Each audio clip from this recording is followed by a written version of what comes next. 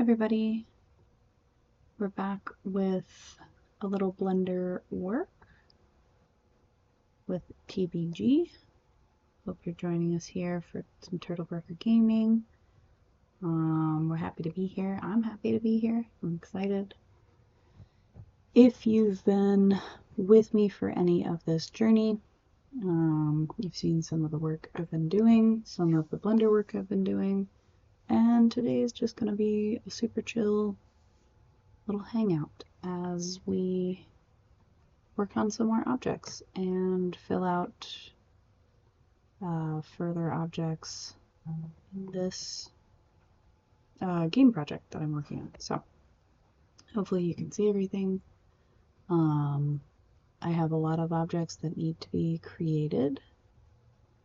We're gonna get her out of here. She's kind of our size reference, and that's what this cylinder is for. It's a reference image, or like size reference piece. It's about 1.5 meters tall.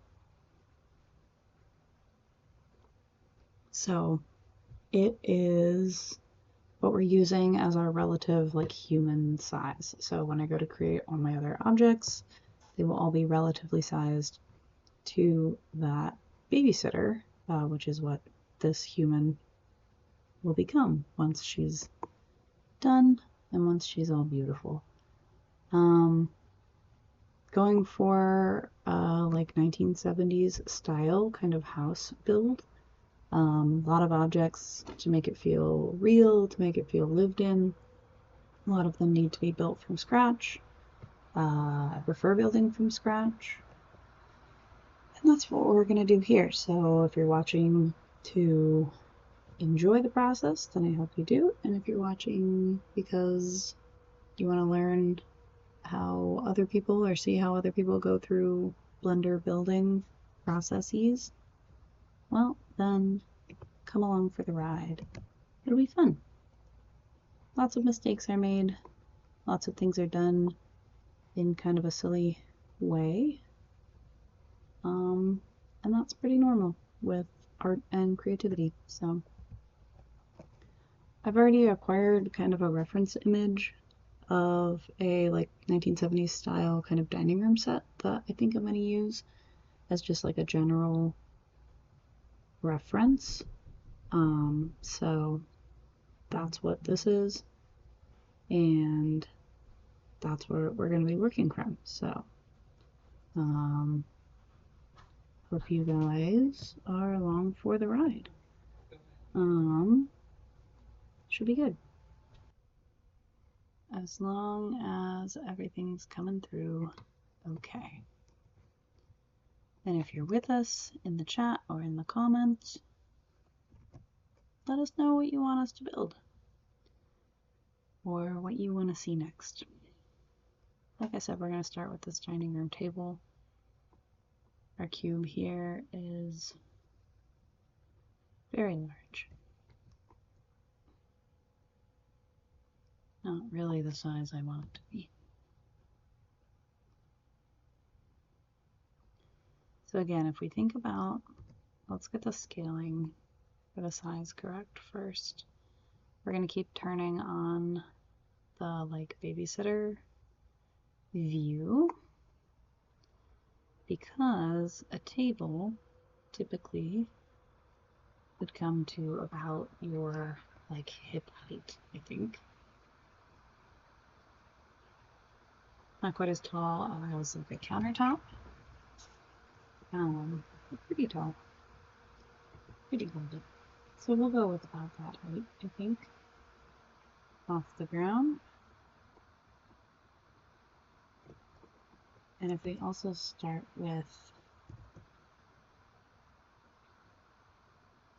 moving the origin of the object to the bottom, we can put it at 0 so that we know the relative height so that it's actually like sitting on plane low down. So we can make her disappear, and if we hit 1 we can kind of see our reference shape of our table. It's just like a rounded rectangle. We we'll use this for the chairs too, but we'll build those in a second because those will be relative to the whole table. But just a rounded rectangle with 4 simple tapered legs, I think, is a nice simple style. I'll start by widening this. I think the width of it is something that we can adjust as we go, but generally get it kind of in the right family.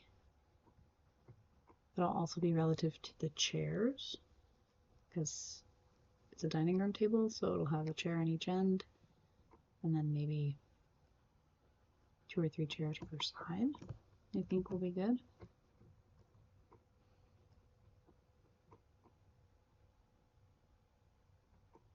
Don't make it too thick. And we're gonna actually loop cut this. And we're gonna work on the mirror form.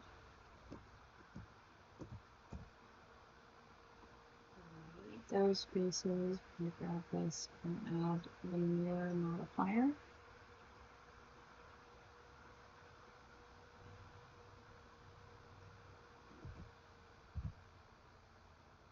Turn flipping.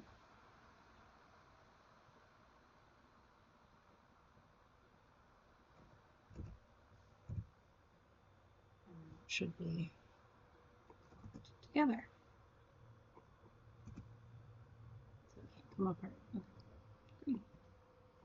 So now, because it's mirrored, we can bevel our corners so that it's nice and round. If I go back to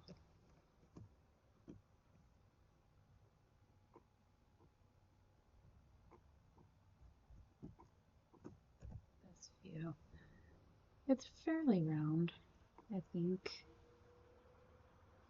I think more round than I've done here. Wow. I like the way that looks. We can also erase or shrink it this way and just make it a little thinner as a table. I think it'll be fine.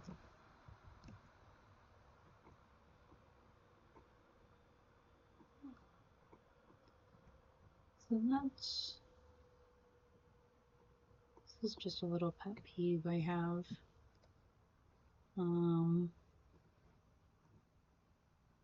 If we triangulate these, it's going to create a really weird set, which is fine. I feel like there's got to be a nicer way to do it though. So if we subdivide, red loop cut that,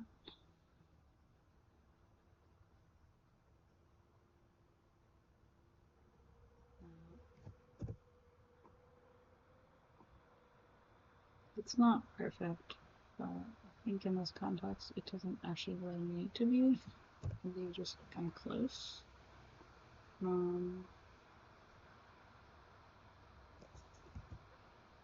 That's fine.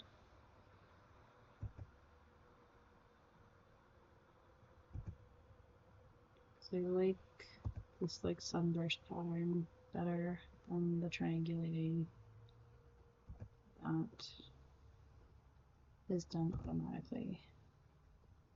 The automatic triangulation is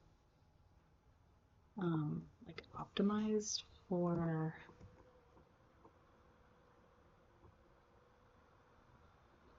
creating kind of not the cleanest, but the most the quickest, I guess, version. I don't know. If you have a way that you prefer to do this, let me know. Leave a comment.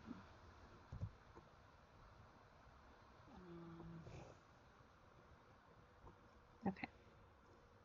So because it's now triangulated, stuff is just a little, things are triangles and quads, which is what we want. So we're gonna add cubes. That's way too big. I'm gonna shrink the cube down. I'm gonna do that because my cursor is in the wrong spot. Now we're gonna add a cube.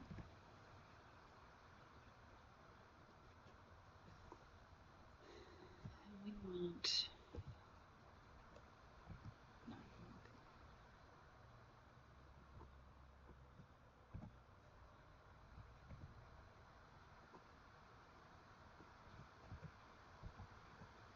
stuff kind of floats around a little bit there. Trying to get this roughly in the spot that makes the most sense for this table. I feel like is right there. And then we'll bring it up and attach it to that. I think I want to subdivide this though, because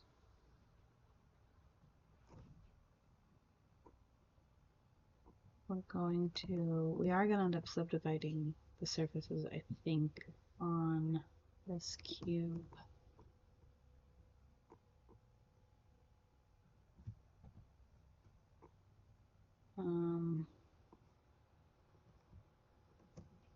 As much as we can. Just to create like a more rounded element here. Pretty good.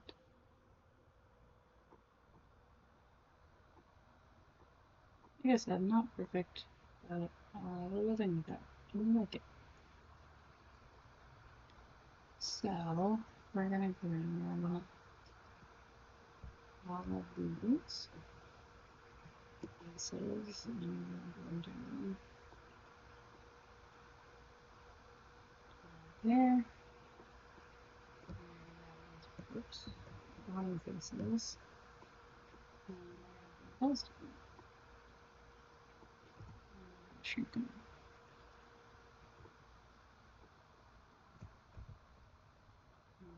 Right at that line so that it's sitting on the floor. I think that's nice. Next comes just like detailing, and I think detailing is one of my favorite elements of this kind of work, like making pieces look good, look realistic. Is what I enjoy, because we're gonna kind of make this have, well, let's consult our, it's hard to tell. This kind of has just pretty straight, like tapered legs. I might add just a little bit more interest to them. Not a lot. I don't think it needs to have like a ton going on. But we're gonna, oh, not just that, sorry.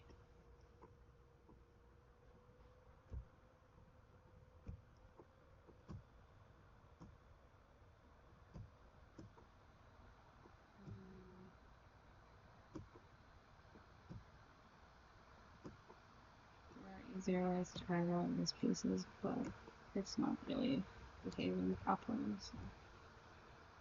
I don't know if you can hear my laptop taking off.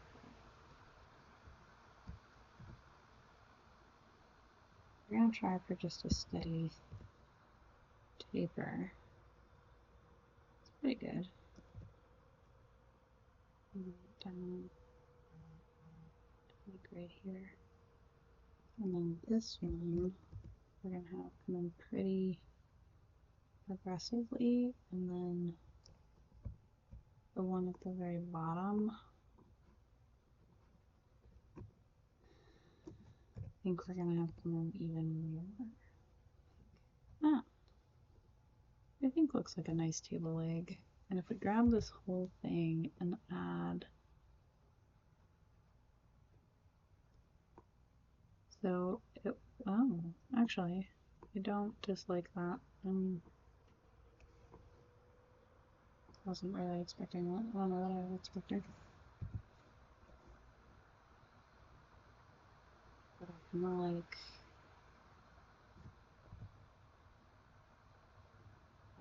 like the way this is looking. Kind of created. I think I'm gonna grab this line again though. And just shrink it in a little bit again, like that. Created a great bevel, like on the top and bottom of this table, which I really love. That's a nice texture. That's really fantastic. Yeah, I'm not upset with that.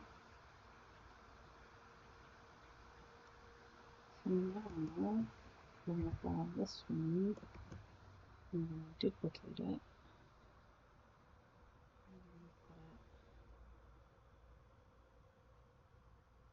it here. I think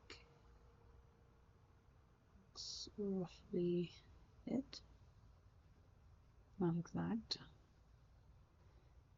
I could have done a double mirror, I think, and it would have ended up with like exactly the right positioning, but I didn't do that. So there's our table. Let's bring our babysitter back in. Are you happy with your table, Burley?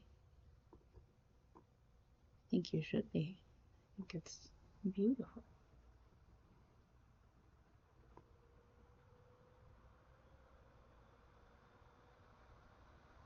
It's kind of delicate, while still being rather substantial. So,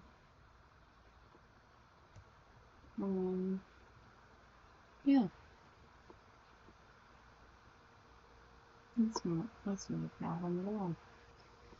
The trick is now making chairs that feel like they fit the same tone. So, do you like the style of these chairs? I think that's also part of that like 70s style. I think the stuff that I had made previously are a little too modern for the overall tone that I'm going for. Now, could all be kind of a pointless venture because no one is going to notice or care that there's that much detail in a game. But I don't think I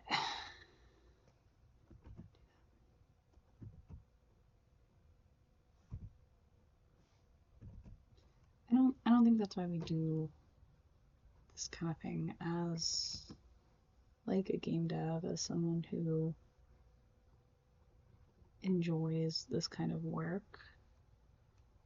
I don't think you do it because you assume people are going to find all the details, right? Like, that's actually a gorgeous pattern. Maybe I can play that up in the like wood grain.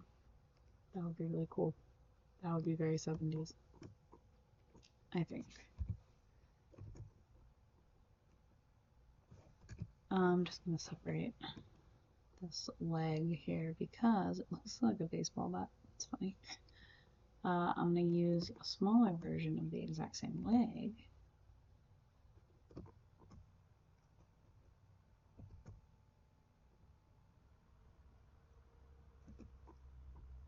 To create the chair because I think that's a really nice touch. So if we go back into this view and you look at these chairs, like the cushion of the chair, it's maybe like 3/5 of the way it looked. It's more than half. I don't know that it's quite a third. Somewhere in there then.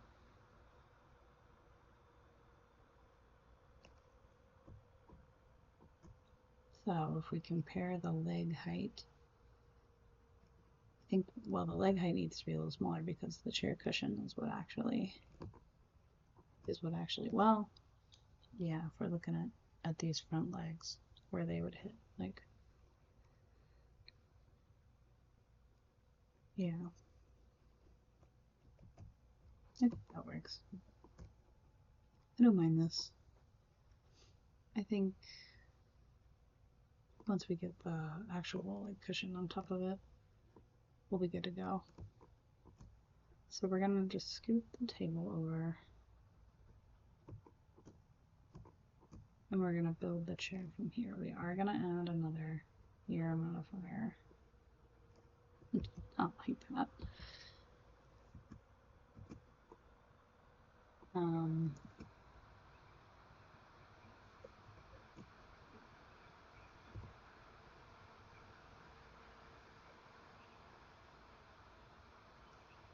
Put this cube in here and then add the year modifier on top of it.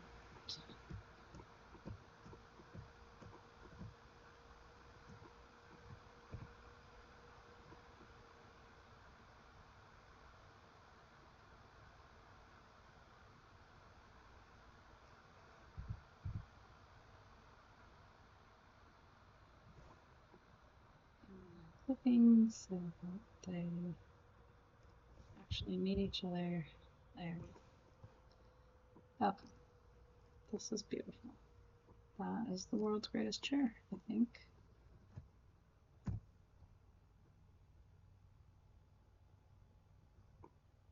My legs sit in the front, with a little bit of overhang, and then they go kind of the right, whatever we think the right distance back is. We're going to duplicate this leg. Just bring it backwards. Now, back legs of dining room chairs tend to have a very specific look. You can see this matches the table legs. The front legs match the table legs, which will continue, but back legs tend to have this curvature, which is meant to stabilize the chair. So we will be changing them slightly, and they will be okay.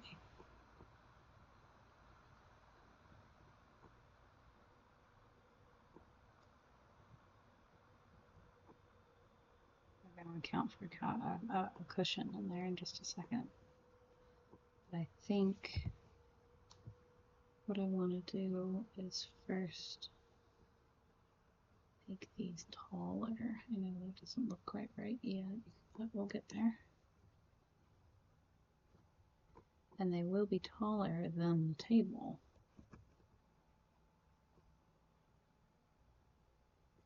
So that when you sit down, your back is resting above the table, just like any chair. This is basic woodworking, basic design. We're going to keep this relatively close.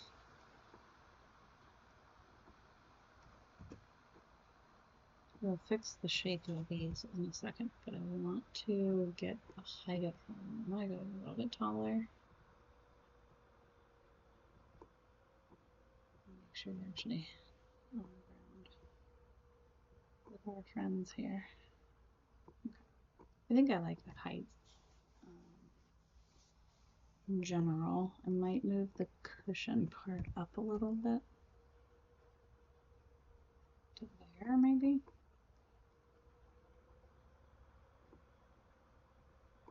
We'll see. Okay. So in order to get these to stop looking like baseball bats, which they completely still do, we're gonna grab these little guys and we're gonna widen them. Shrink this one. Shrink this one. Actually, no, they're not shrink.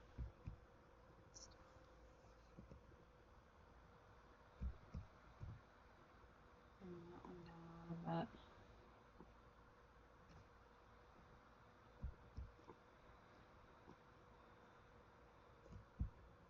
This one we have to go all the way around.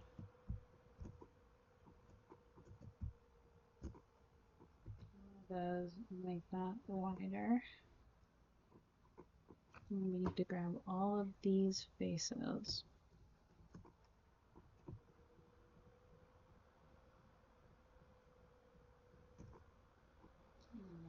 Looking at it this way, we hit G, and then Z, and Z. Nope, we hit G. I always forget how to do this. It is on the Y though. Oh, that's on the Y. That's why.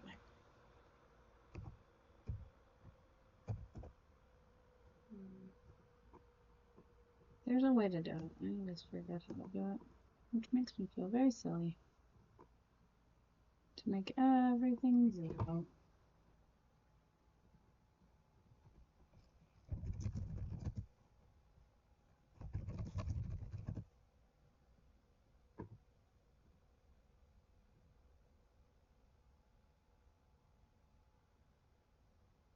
Oh, it's S, it's scaling, not like S, Z, 0. I always do that wrong.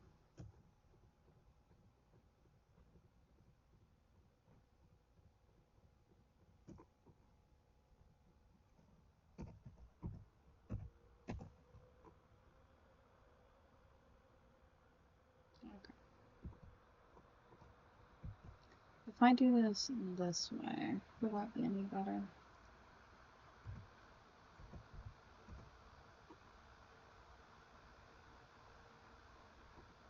Why does it separate these? That's what I don't know.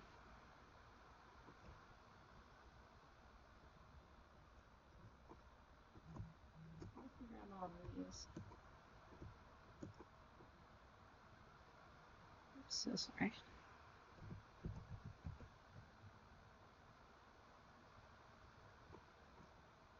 I'm gonna bring them down.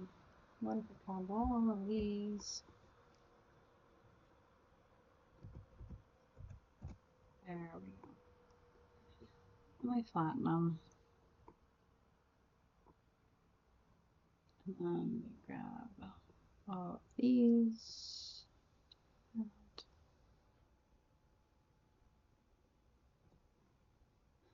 this.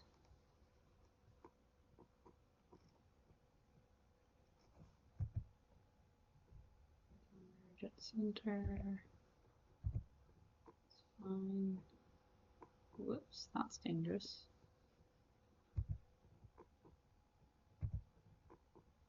Again, I know it's tedious, but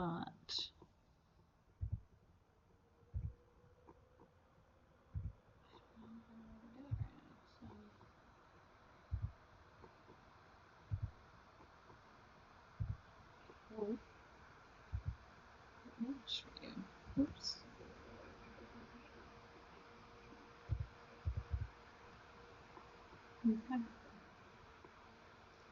Now we have the back legs of our chair. Like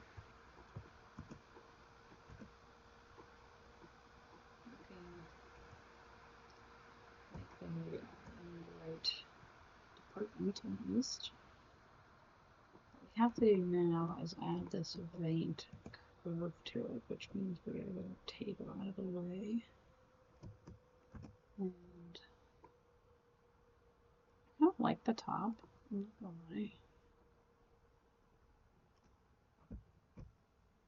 Like, I think we just grab all of these.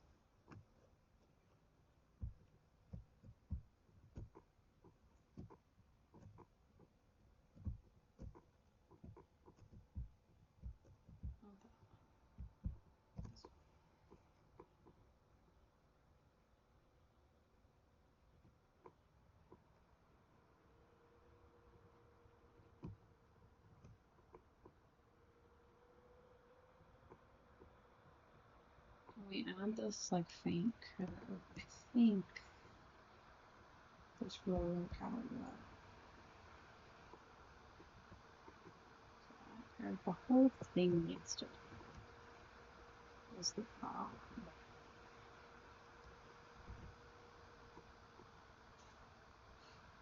Now there's something inside of this one.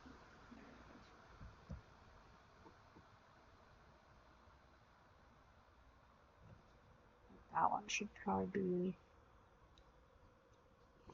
the most aggressive forward. And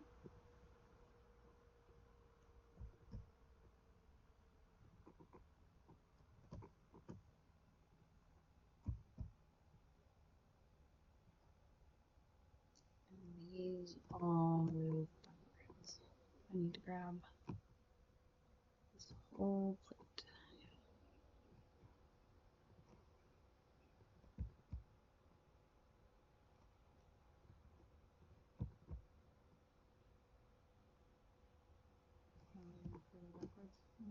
Misjudged that. Why does it weirdly look like a horse hoof right now? I don't know.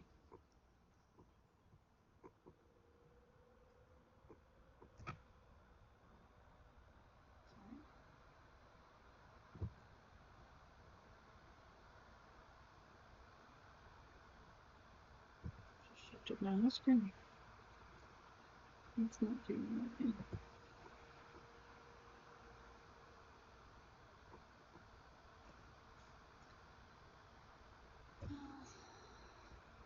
That's not it.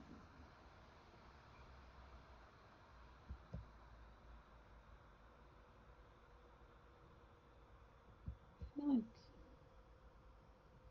we're headed in the right direction. Looks like something you'd find in SpongeBob, you know? I don't know.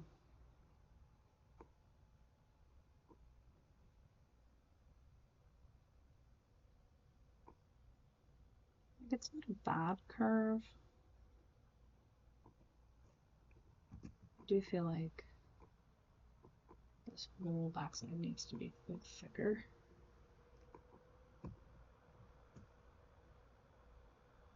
Just like this.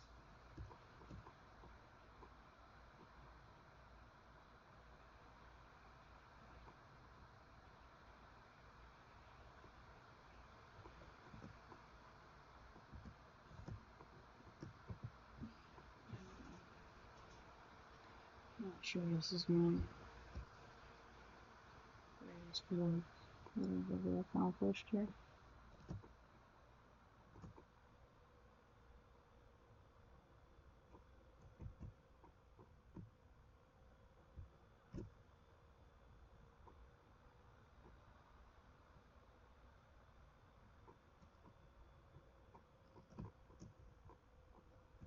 Maybe it's getting there. Maybe it looks better than it did. I wonder if, yeah, I'll probably add some seams and like sharps because that does make it look better. If I go back to looking at our, maybe I made them too close together. Like the front needs to be wider apart and those then also need to be a little wider apart.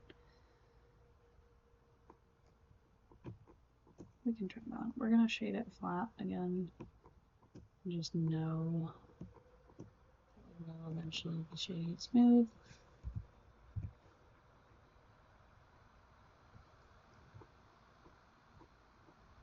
Bring my babysitter back in here. Does that look wide enough that a human being could sit on it comfortably? Like that.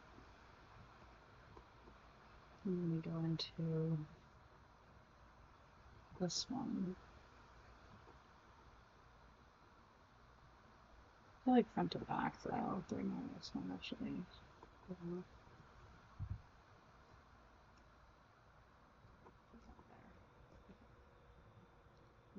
I'm not mad about that.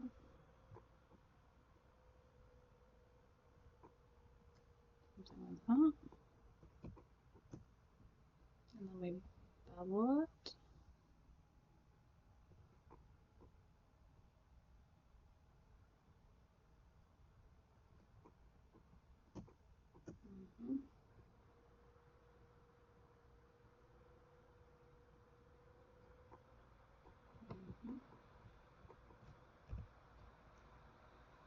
Yeah, it's on the outside of the chair.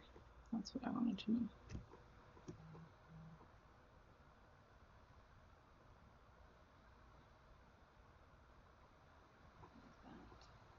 That does feel more chair-like by the moment. Front edge. Look at that, we've created something very like a chair. Can't bevel that one.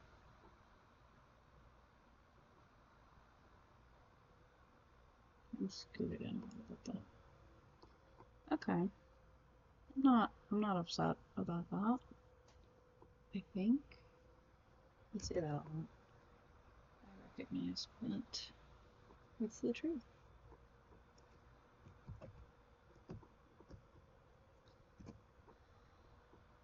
So let's make these front legs just the tiniest bit taller.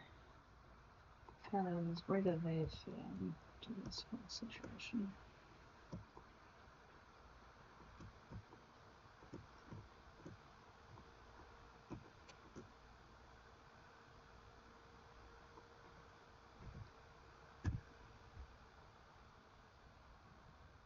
They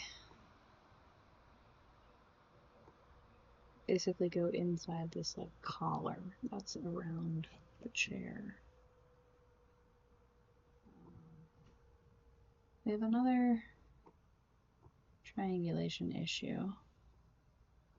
I wonder if I triangulate these faces and triangulate these faces. I don't think I'm going to subdivide this surface. I think I'm just going to leave it. I might pick where the seams are to shade smooth and not smooth. Or the like mark the sharps, I mean. Yeah, I think we're going to leave it at that. We do need to add a couple, like, I think maybe 3 crossbars. Maybe 4 because I'm in layer mode. So if we just copy this, let's go back here for a second.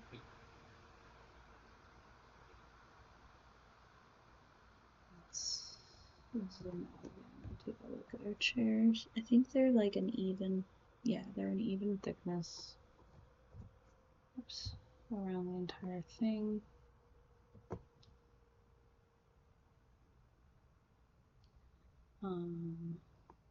So that means, actually that means something really lovely. So we can just grab this, delete, and dissolve the edges. Same with this one. Actually, we can do this really, really quickly.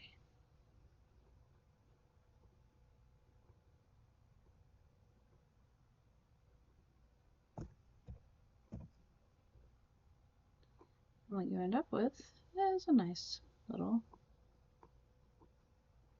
rod, I guess. And then we select the whole thing. We shrink it down, make it taller. It is a little wider at the top than the bottom. The question is, do I care or do I like the way that looks? The answer is, I do. So we're going to put those back here. I'm going to have 4 of them, but we're going to use them for this first. Is a little back of the chair. If we look at it from this angle, actually if we go like skeleton mode, look at it from this angle, when we rotate, we can match the rotation of, I feel like they would actually be thicker on the bottom than they would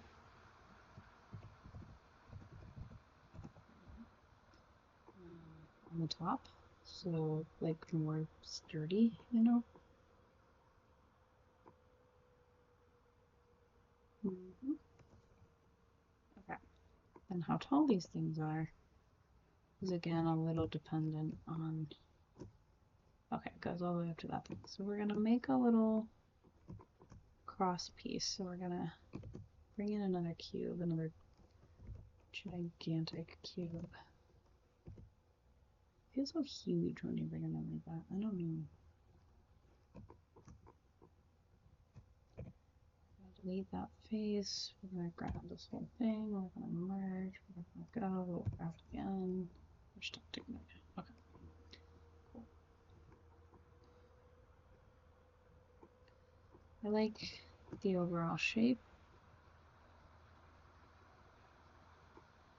that was being created. So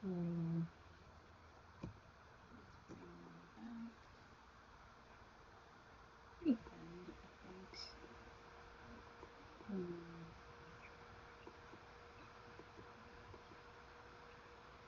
More to that teardroppy kind of shape a little bit. Sugar-lee.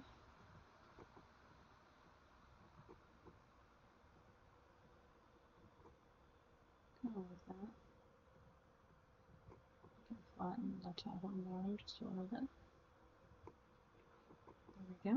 And then we'll keep this. We bring this backwards.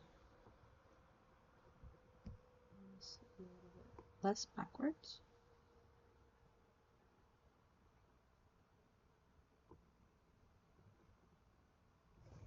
And I think the whole thing looks pretty nice. We just gotta put it in the right spot. It's in front of those pillars. Okay. Makes sense. You can also rotate it so that it matches general angle.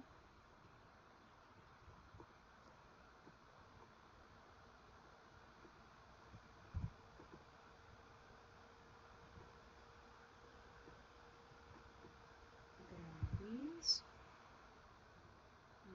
Start making it taller, but we don't have to make it all that much taller because of reasons. There we go. Duplicate it. Bring it over here. Make forward just a little bit.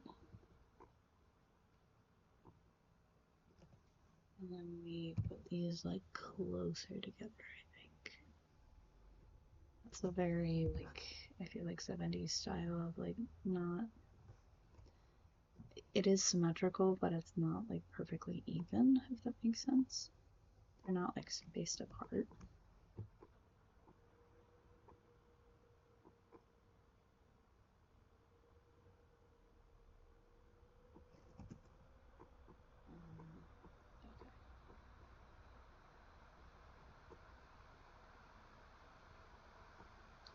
I actually feel like this is a really nice chair, and I wouldn't be that upset to own it.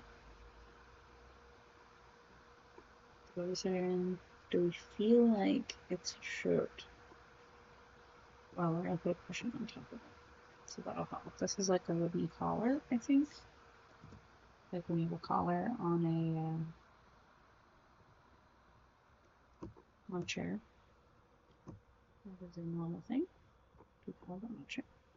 Not like a dog collar, but like a wooden collar. That's what they're called. So it comes up to about our knees, which is like a normal if you stand in front of a chair. Figure out what that is. Look near it. Should be good.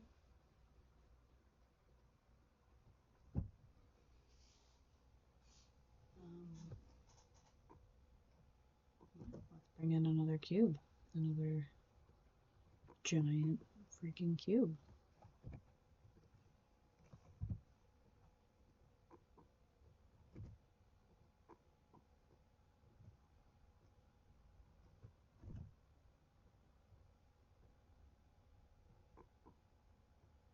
This become a cushion. And once that's a ridiculous cushion, but once I've finished a lot of this stuff, and we'll go back in and like optimize sort of the number of faces and extra faces that are there that shouldn't be. The cushion is actually going to sit like just inside. Oh no, just outside. That makes more sense. Sorry, just outside the car.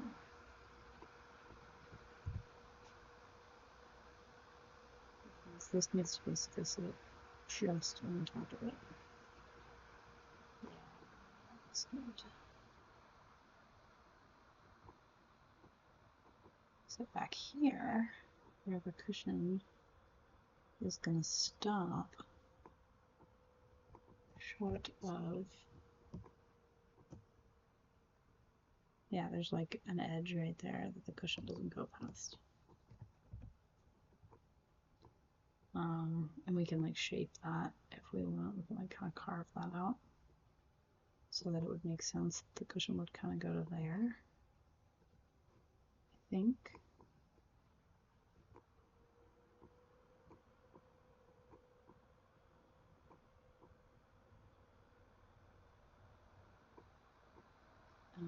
We're gonna want to bevel these edges also. Probably a fair amount. So that way enough for this.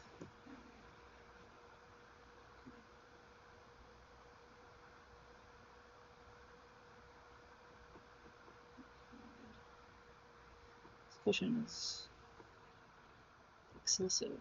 I'm actually curious if instead of beveling more of that, I want to start with beveling like the front and sides of the cushion, like that.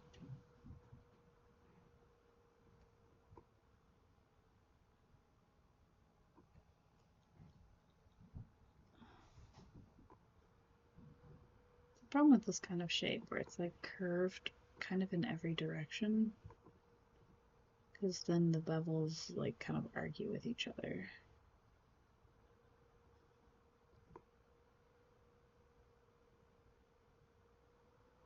You know what I mean? So which one matters more, basically?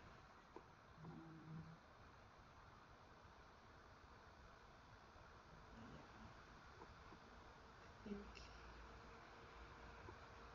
doing that, like having, it's kind of a sharp here, I don't love it.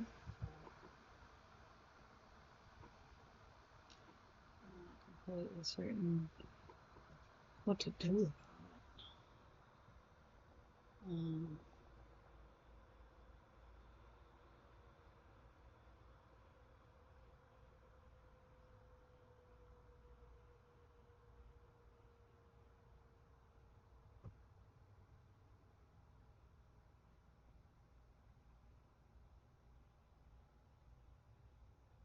Yeah.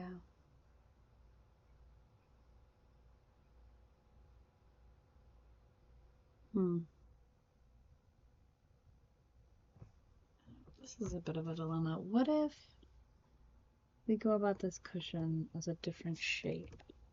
So like I was saying, this is kind of part of, I think, the creative process of like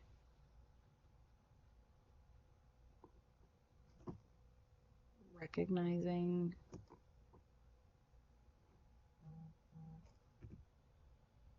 if I extrude this up. Sorry, I like changed train of thought there mid sentence. I was saying like recognizing um,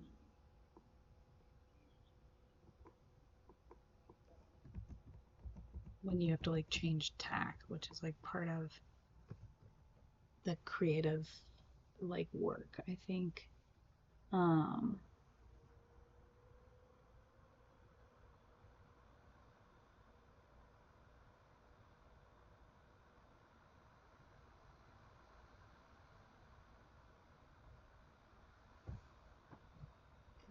there's often a time of like figuring out that the track you were on isn't working out, and you need to shift kind of perspectives about it. I could do like a UV sphere and work from a sphere. If I did like 8 segments, 8 rings.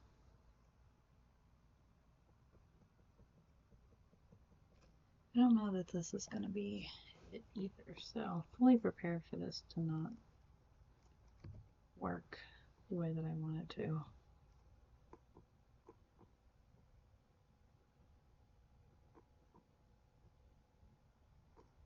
Because it's round, first of all. Like, what are you doing there? The round thing is not going to work out super well. Unless we like go for grab solid circle. This one's circle.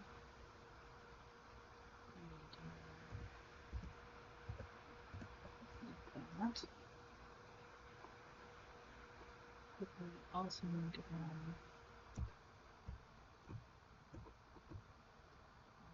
these. No, these. They're trying to do it wrong, but we're figuring it out. There we go. We zero that shit out. And make that like a little rounded. And then we grab these and these.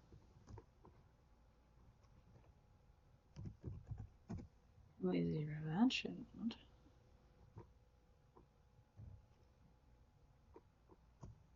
And then we grab everything down here. Scooch it up.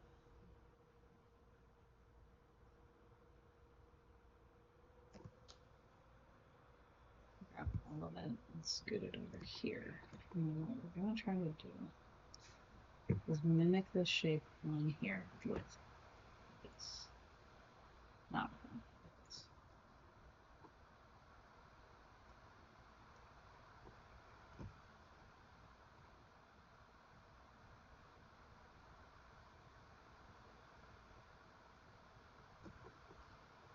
Damaged a little bit first. So I feel like we're kind of in the right.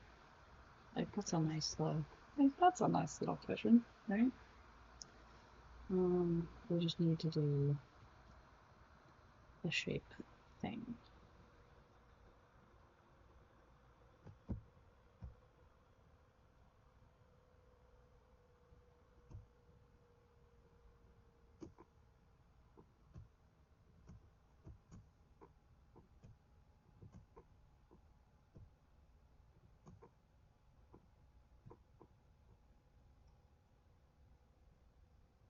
We can kind of bring that in a little bit. I wonder if doing it with points is going to be easier. Let's grab these 3 points.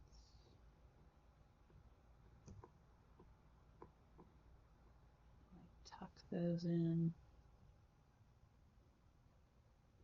to account for that. I don't know how wide they need to be yet, but just kind of a bit. This.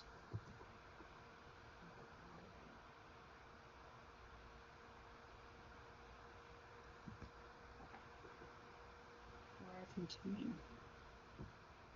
You need to join this.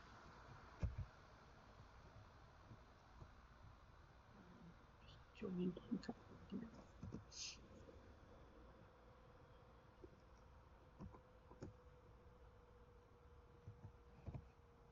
Get rid of the faces on here that don't make any sense. Merge these 2 boys together. quite like that though. Oh, I don't want to lose all of my artwork.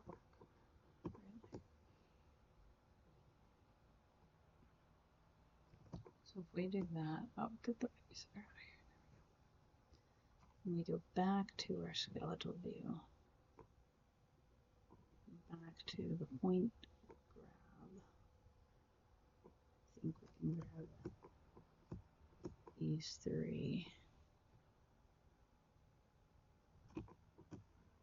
Actually go a little further out.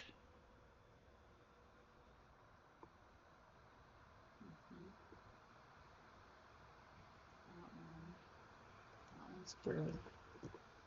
This one.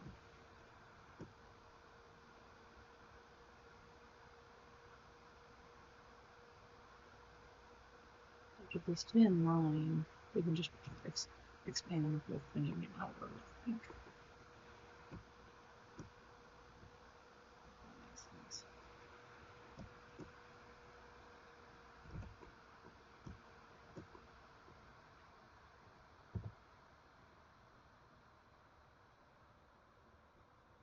That's almost a straight line.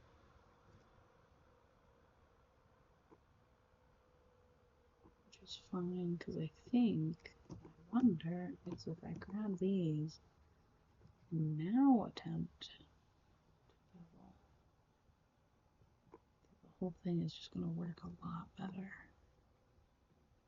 It's already the right, like, size and shape.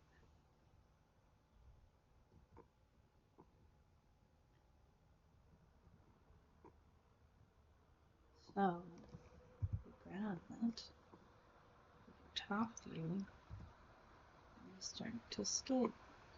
Then, push this down, like so.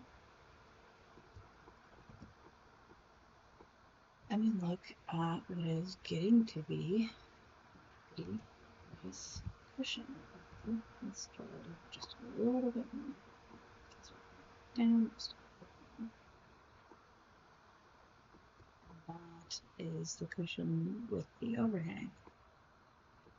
And if we get in here and we shoot it smooth,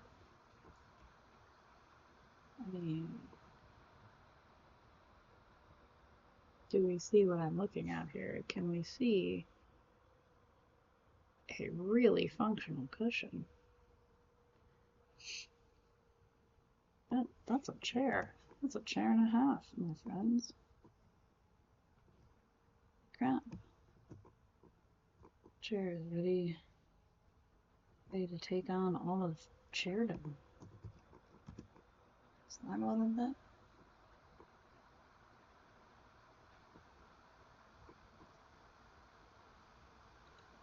That's a nice object, I think. Complimentary of my chair. I was wrong. Okay, so sitting down would be like right there. So that when you're sitting, it's like right there. I feel like that works super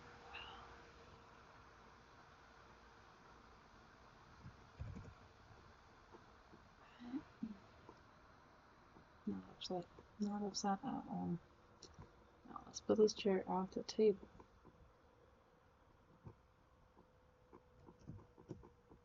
And I think it also looks pretty good. I think this is nice.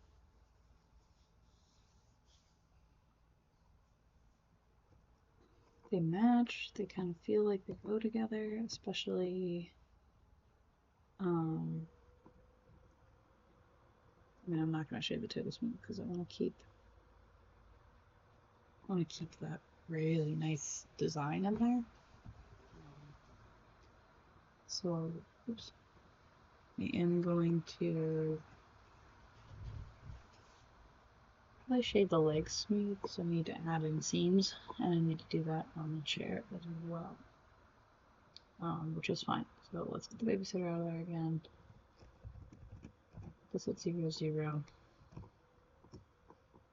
We're going to shade it flat. plot. And we're going to mark seams. So, or mark sharps rather. I think this whole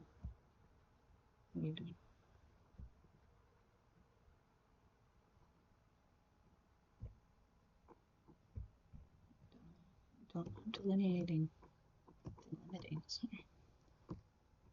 Like,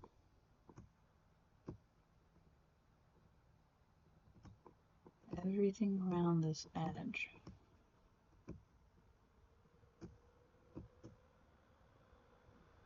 I'm trouble.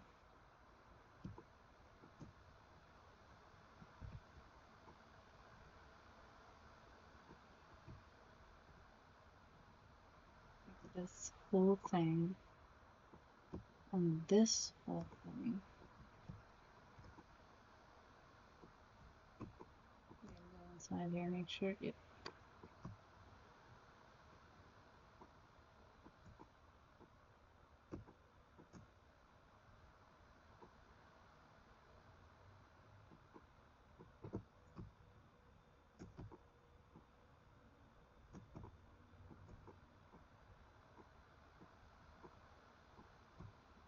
Really dizzy, but find all these seams somehow.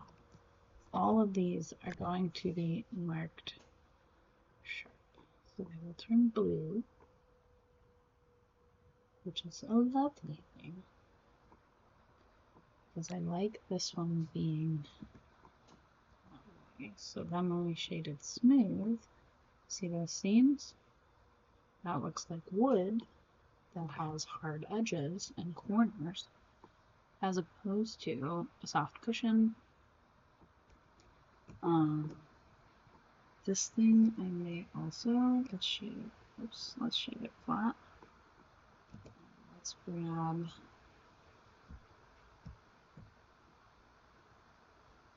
these corners, and same reason, same logic.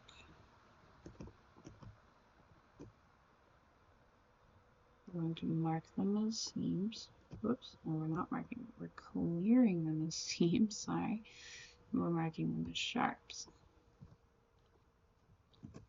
Again, shade smooth. It looks like wood. Ooh, that's so exciting.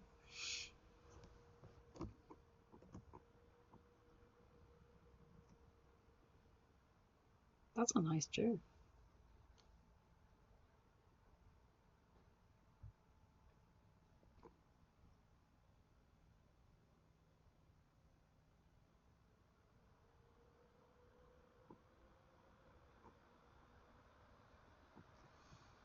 Do I want to make, why am I even asking? Of course I do. I want to make different looking, like head chairs, right? Like armchairs and the ends of the table. Before I do that though, I think this one is well marked. I don't think we have any other sharps I want to mark. I do want to mark it for seams though.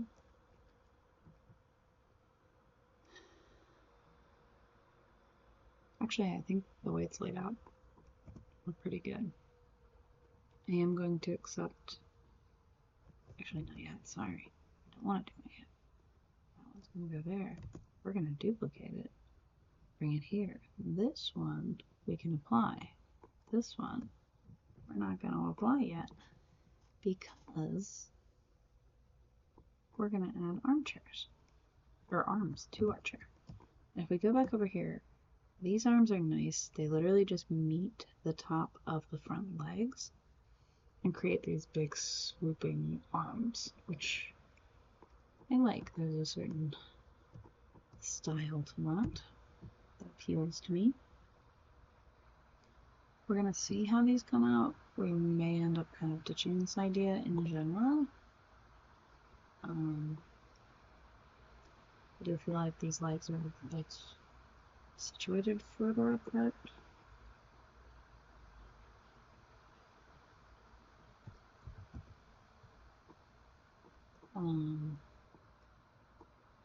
So that there's enough room to actually sit in the chair. Like, duh.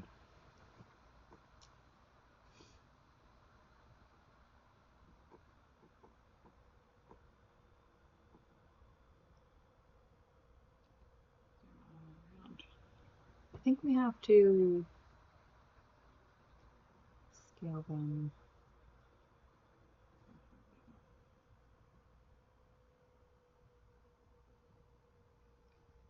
Like, how tall do we want the arms to be? I feel like that's not quite tall enough. Scale it that way. I just want to scale it vertically.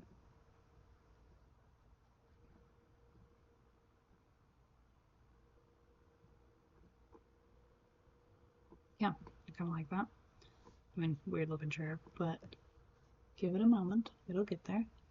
What I'm actually going to do is take this, duplicate it, and bring it forward.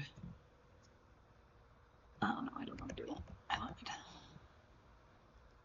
I just want to add a new cube. A new gigantic cube. And we're not going to have them meet each other because these are separate arms. Crazy, I know. But that is how we do it.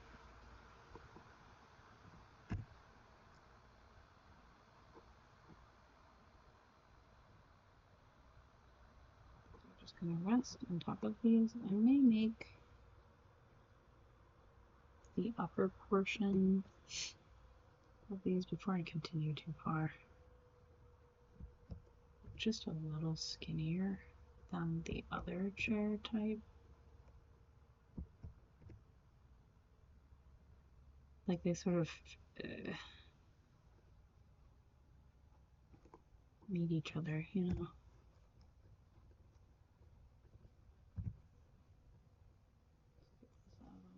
For a second.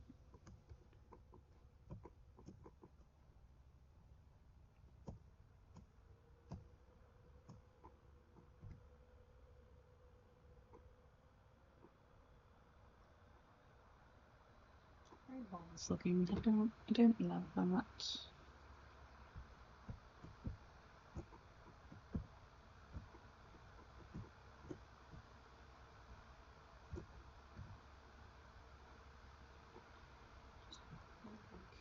Torpedoes. It's fine. All good. Just gonna park these right on top.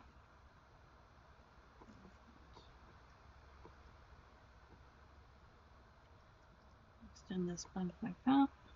Oh my gosh, it's such a beautiful armchair. Round them out. Take a look at what these do. So they just meet in the middle of a piece of wood, which is fine.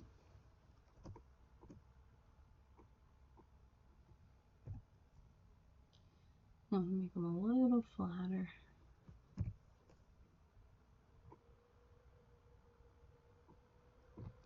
Then,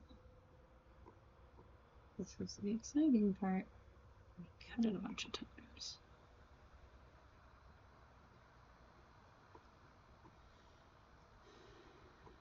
This one, oops, bring that on.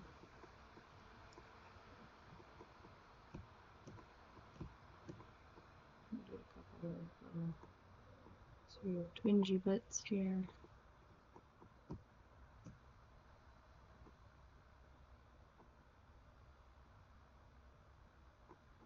Because we want them to like sweep outward. Right, like that, and then sweep back inwards.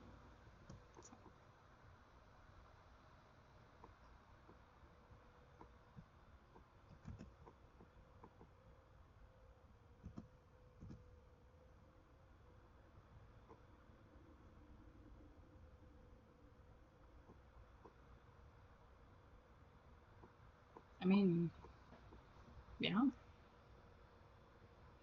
Oops. Up, that's not. So there's the larger chair, and there's the regular chair. It's kind of nice. I mean, I like it. I gotta figure out what cushion color I want. I do like this kind of cream tone on tone, like striped cushion. It depends on what happens in the rest of the house.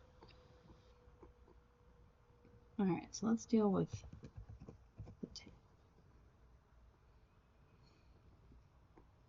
Shouldn't have any modifiers on it anymore. Oh, this one. We can okay that. What I want to do on this one is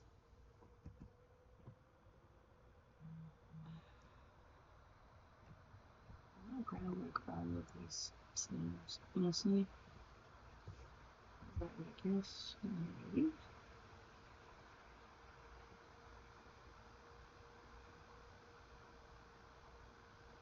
I should have done this before I got rid of any modifier. So it saves you like clicking, right?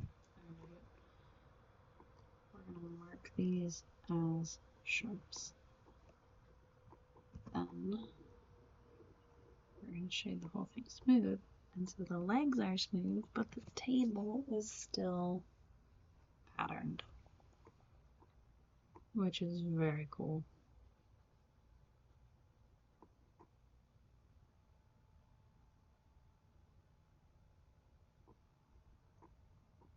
It's very cool. Now, I'm not going to duplicate, I'm going to do it right now, but what I want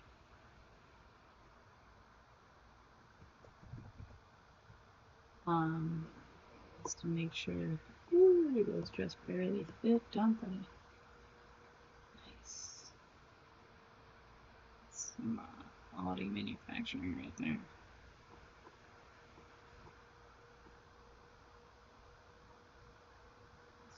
What they were doing. On me. But we're just gonna like put 8 people at this table.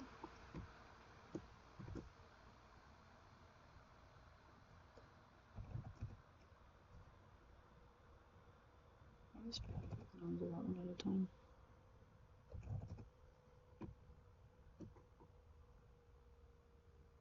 And let's put some down here.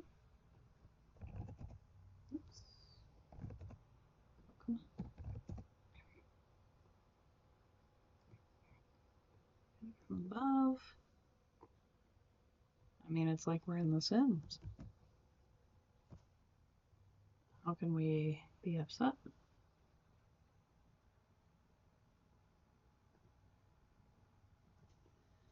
This is a lovely dining room table, I think. And it's the right size. We'll scale everything properly. I'm going to delete out, you know, all but one of each type of chair because we don't need more than that. No big deal because everything's going to go into Unity.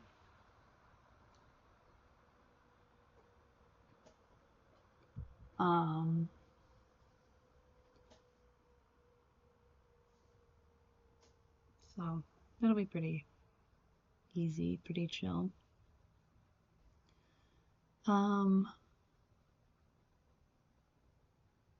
I can do color now. I'm not sure that I want to do color yet. I think I want to just build the plain objects here first and have that be everything for now before I move on to kind of other things. That being said, I think we're going to add more to this dining room table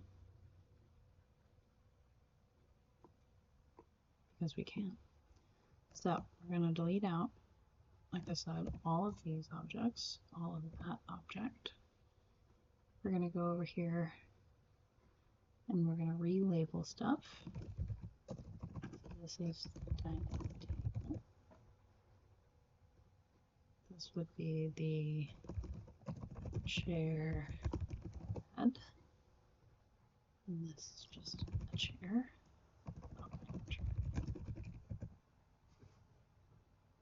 Change this to dining chair head. We're gonna add like a runner and some objects that'll sit on top of. Put these back to 0.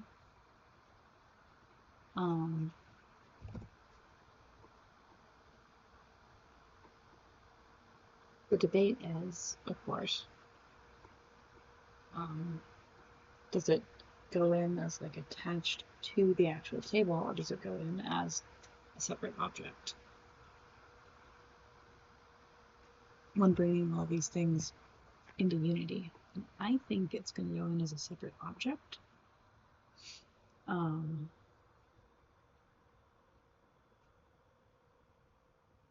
But I would love a table runner. I think a runner would be really pretty on the table. I love a runner on a table anyway. And I think it'll pull in some of that like realism, and then maybe some like, I don't know, what's like classic 70s decor.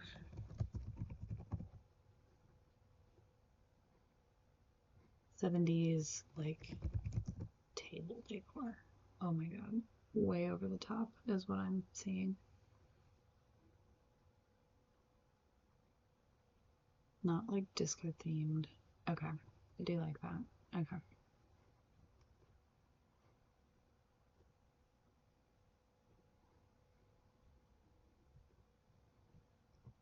I mean, maybe just like a bowl of flowers, you know, is kind of a nice thing, but we're gonna do that after we do the table runner. So we're gonna add it as its own object. I think it can just be a plane because I only care about the imagery in one direction. Like the normals facing one direction. Oh, I didn't think about normals. I'll do that when I do coloring. That's okay.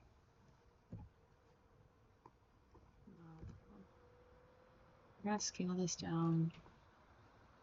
We can leave it off the table a little bit here.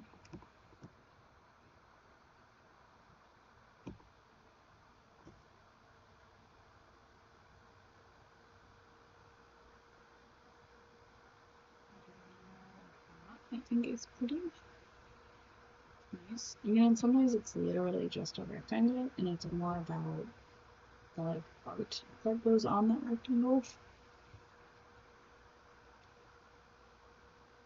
Unless I want to put like tassels, but I don't think I want to put tassels in there. I literally think that's it. It's just gonna be a thing that sits on top of the table. You can't even see, and I kind of really love that.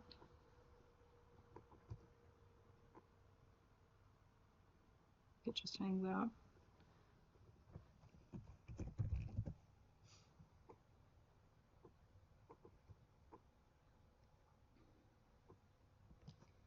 So this one might be nice actually to help me figure out like color sets.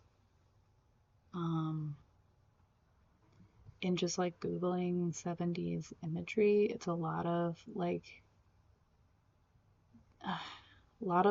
fun patterns, a lot of interesting patterns.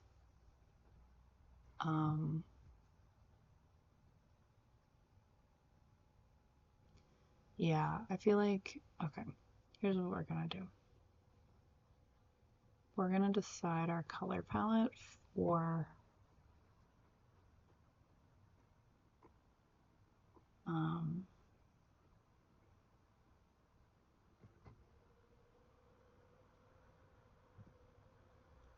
this.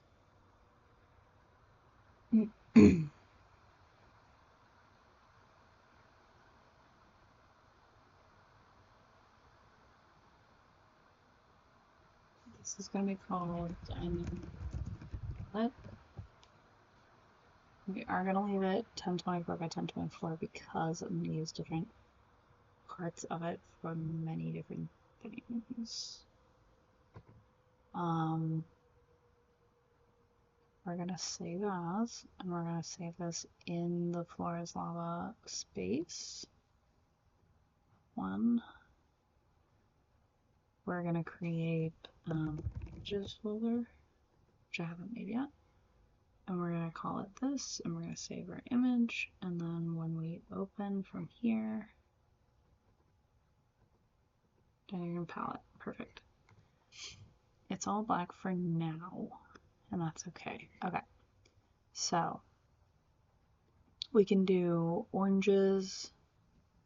I think oranges are gonna live in the living room, but we can bring some of that into the dining room. I don't know how much the like first floor is gonna align with itself.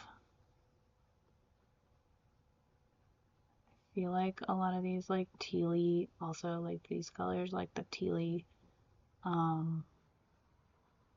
this kind of color is just a lovely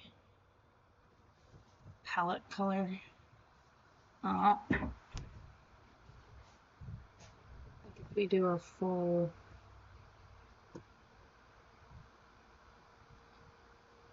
dining room in that kind of color, plus we're gonna go a little more like seafoam green, because those colors always go super great together.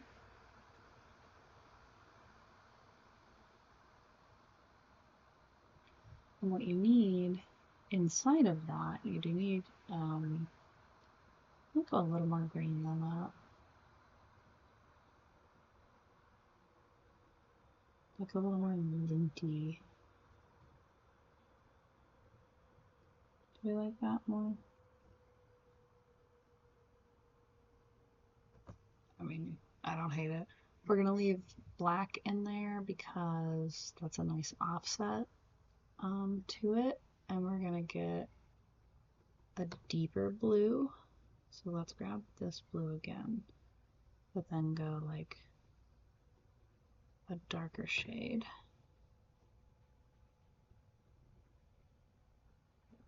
Like that. Those look nice together. And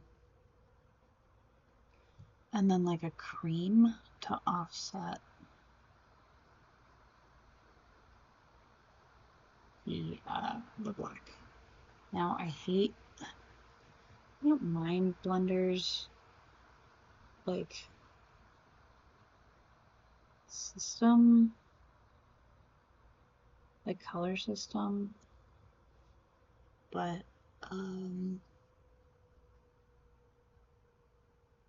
it's hard to find a nice cream in it, if I'm being honest. It's a challenge for that. Okay, cream, black, dark blue, sort of a minty green, and then like a seafoam blue, I think is a really nice overarching color palette for this area. So what we're gonna do then, those are our four main colors.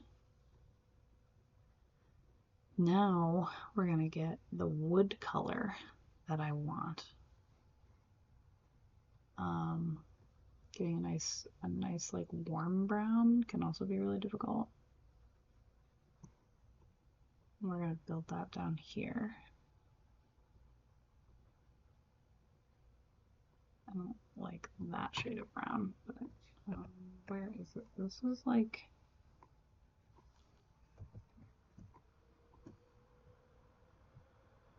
I don't know.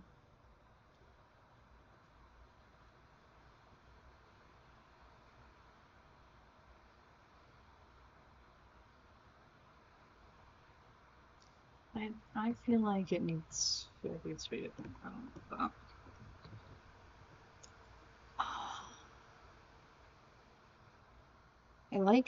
I know that when you're making materials in Blender, like you generally want to have like the smaller the material, kind of the better off you are. I do get that. However, that being said, I'm not making massive materials.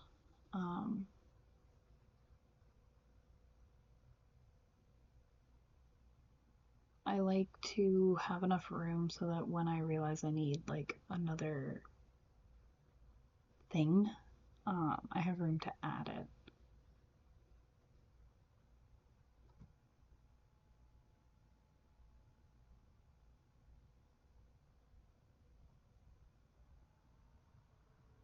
Like it needs to be a little yellower, a little deeper. I like that level of brown. I don't know that I do. It's a very deep brown. What about that one?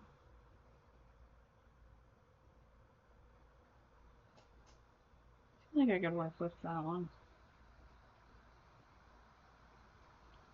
Okay.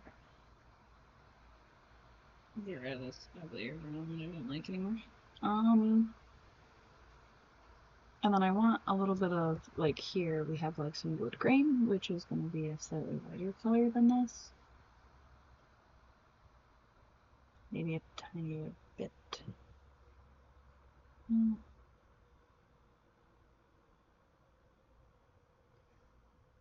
usually create wood grain by like smearing the two wood colors together. That's a nice way to create wood grain. You can kind of do it in like a limited area. It's not bad. It's not perfect wood grain because I'm using like a cursor, you know? It's not going to give you the best, like,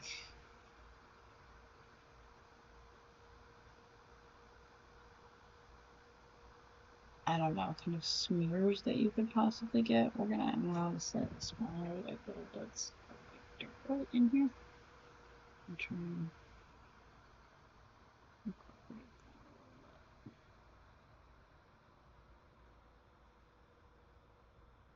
that into. Usually, I mean, this is true of painting too, that like wood grain, replicating anything natural like that is going to be, it's just really difficult to make it look accurate, and tends to come with a lot of like layering and layering and layering and continuing to mess with it. So if you just look at like just this area, I don't think that's bad looking wood grain. We'll see what it looks like putting it actually like on the table.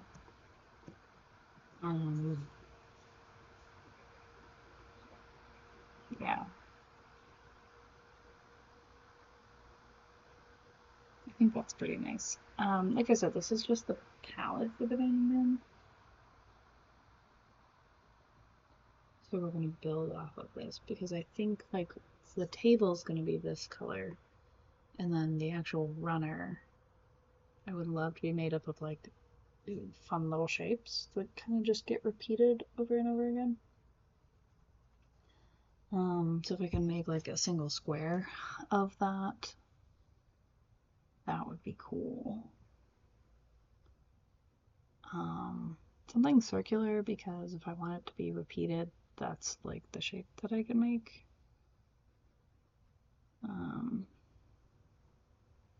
Yeah. I know I can freehand, that's annotating.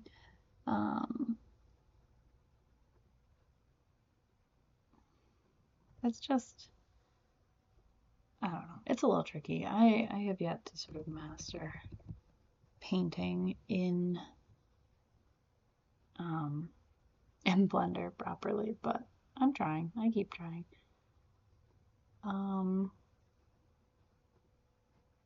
Let's grab this one. What we're gonna do is our repeated shape. So we're gonna do a circle.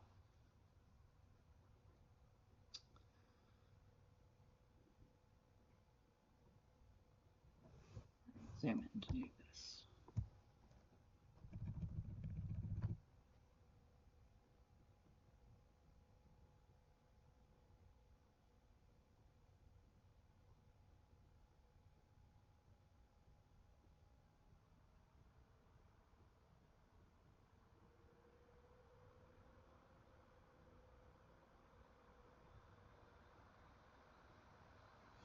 we're gonna do that shape.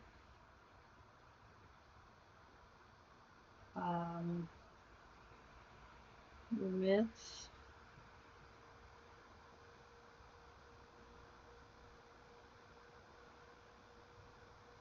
Seafoam dot in the middle, a green dot in the middle.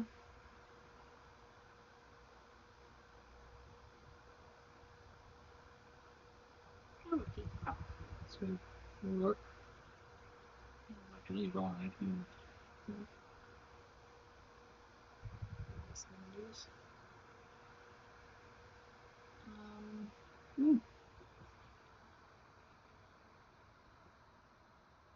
mm-hmm.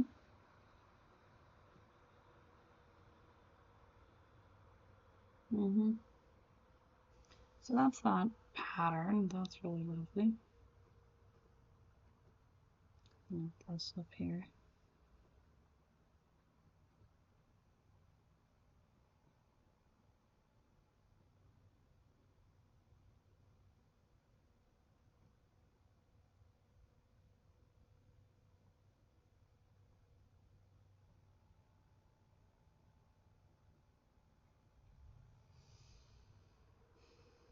Mm-hmm. I think that's okay. I'm gonna keep saving this image.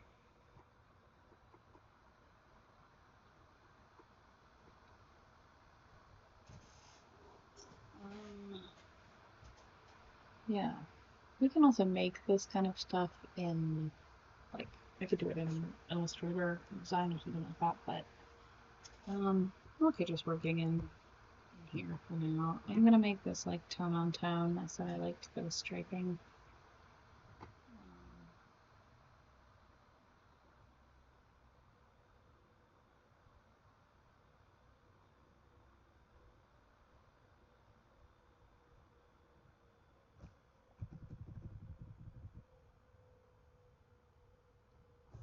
Forget how to actually make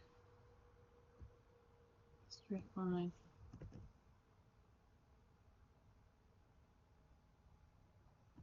I think I need to look that up.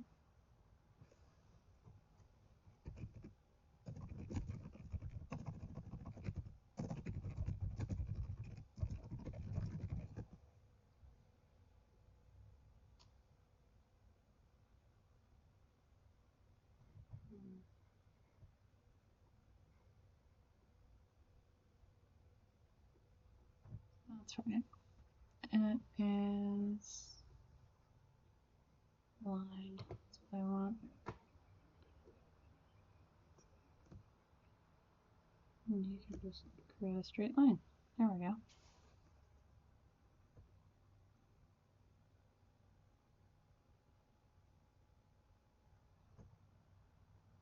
Okay, I think that's good. Go back to space. So that's for the couch cushions, or couch cushions, the chair cushions. The table and the chairs will match in terms of the type of wood. Anything else that will be sitting on the table is going to fall under these color segments. So what we're going to do, we're going to go back to modeling. We're going to grab our little boy here, fun little guy, and we are going to divide it into a bunch of little squares. And I don't know, maybe even more. How many is too many? You know what I'm saying? Oops, one of those should not have happened. I think that's pretty nice. Now, go back to texture paint and make sure that this is saved. And your pad is applied and ready to get editing. Make sure we're here. Grab this one.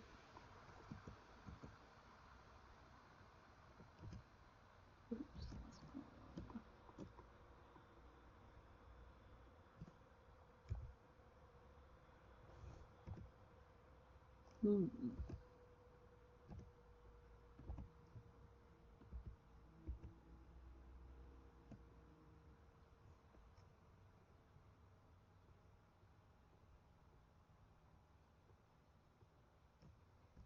Okay.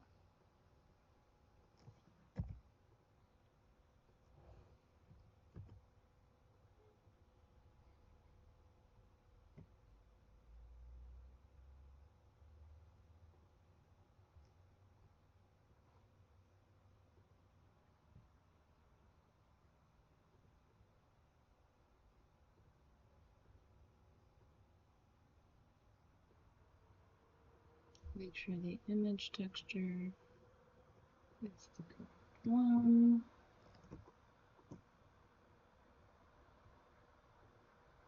Yeah, right here.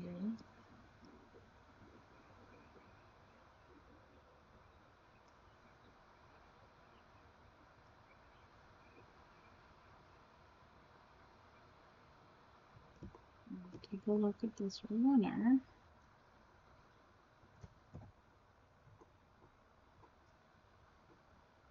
I think we're going to rotate those.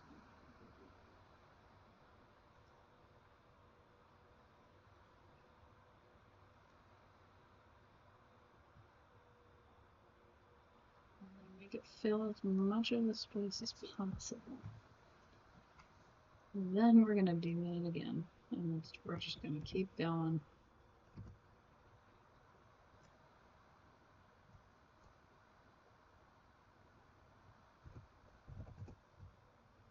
I think there's a way to make them like all the exact same size, but I don't know how to do that.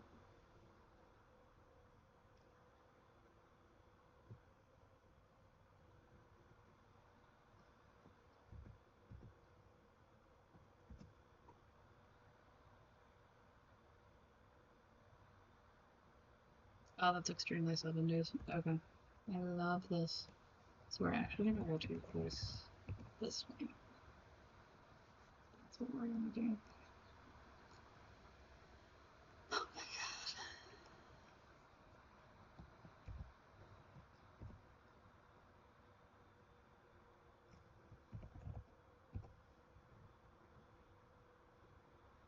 This is going to be very tedious.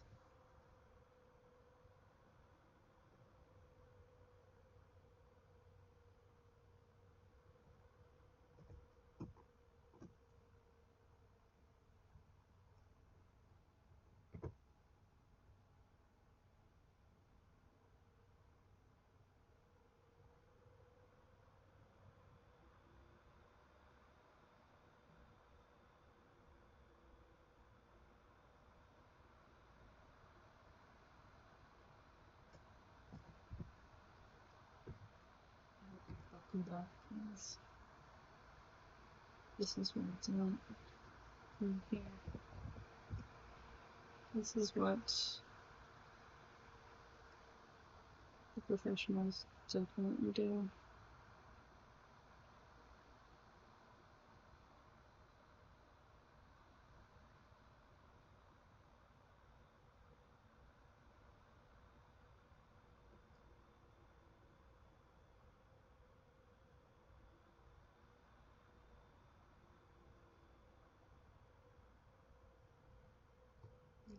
Lo-fi, maybe.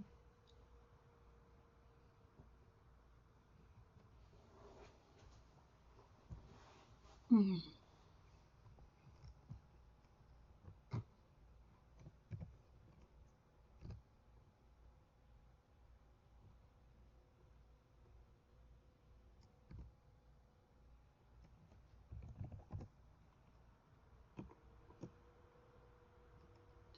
Leave me a note, in the comments telling me whoever done something was tedious and inane. I don't know.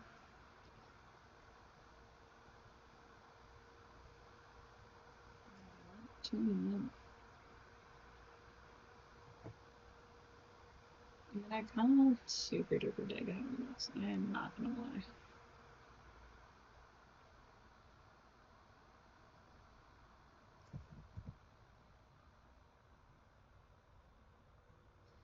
feel like I've got to be able to do more of these at once, right?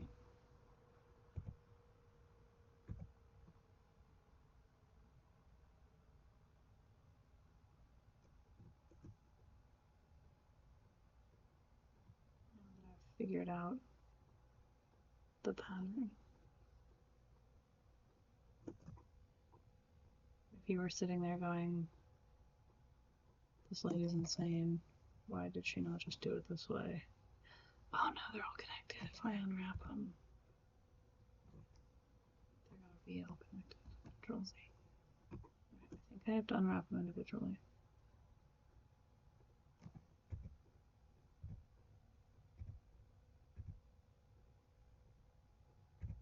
But then once I do, I can grab them all like at the same time.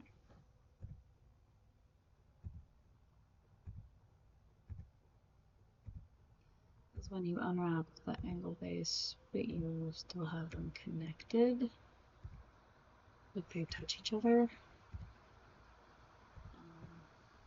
come through that way, and you can't like separate them very easily. I'm sure there's a whole freaking science here about. I just do not know.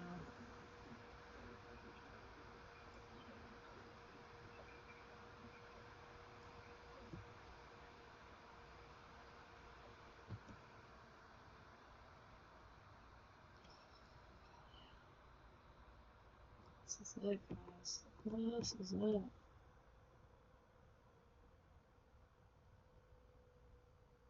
Just make all these the same size. Put them all right here. Tiny bit bigger. We don't want to skimp on our fun little design. And then these all need to face. Oh my god, I'm gonna do it. This one? No. This one. Need to adjust our sizing here just a little bit.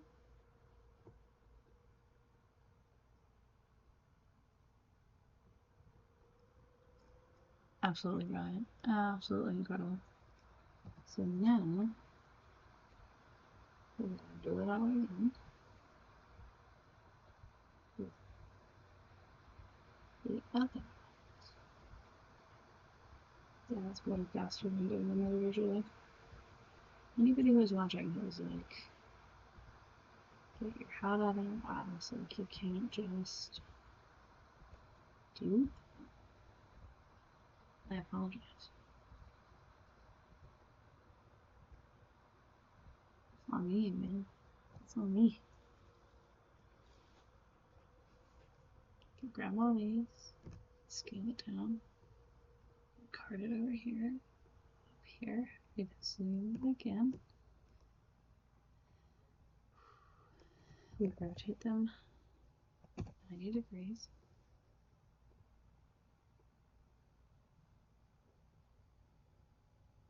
Pull them apart.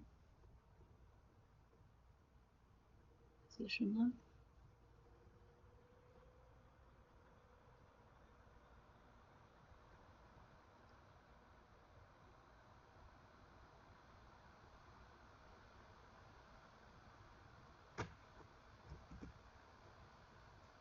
I mean, can you even be mad at that? Look at that. Look how fun it is. That's a table runner right there. That is a hoot and a half. And I really like it. I genuinely like it.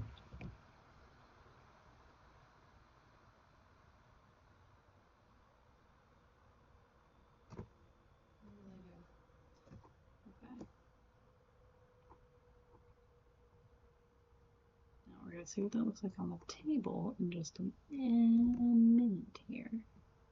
Because we are also going to add a material to the table that is an image texture. The same dining room palette. Look at that. Absolutely gorgeous. Everybody loves it.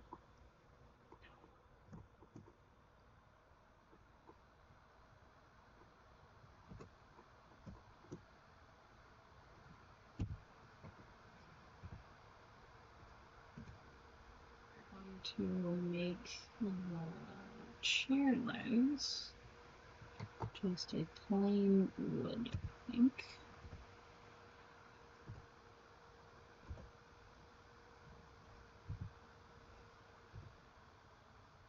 Which look like little crosses, which is kind of funny. Unexpected. We're just kind of nesting these things in here.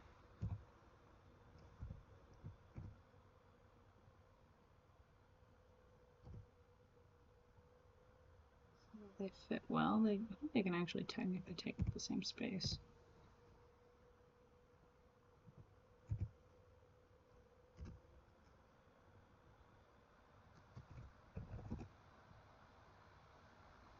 It's about optimizing the location.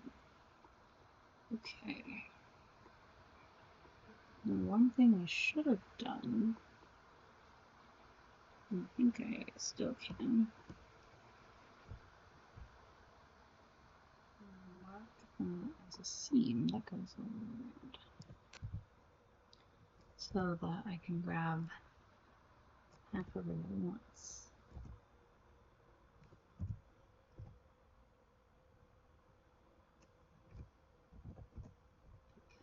Because, so like that, you can kind of see this like graininess, but I think, so I did mark everything sharp, which is fine. What I actually wanted to do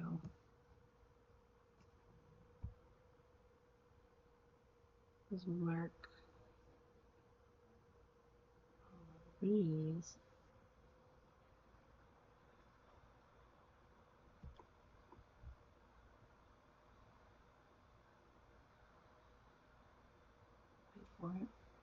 wait for it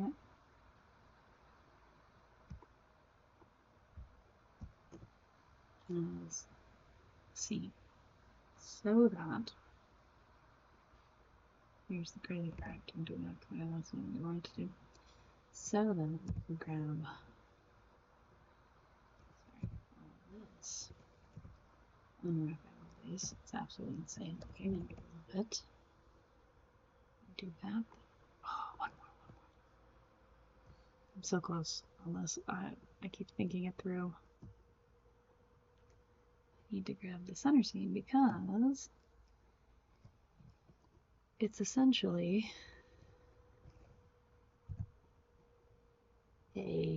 like a quilted maple kind of table, right? It's not maple, but like it's a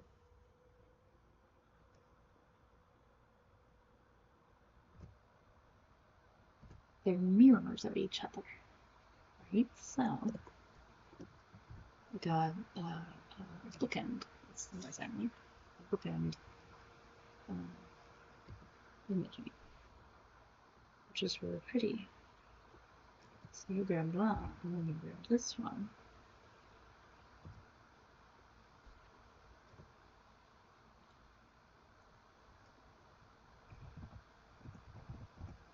And I can literally put it over the exact same spot. And it's like we've created this seam in the middle of the table.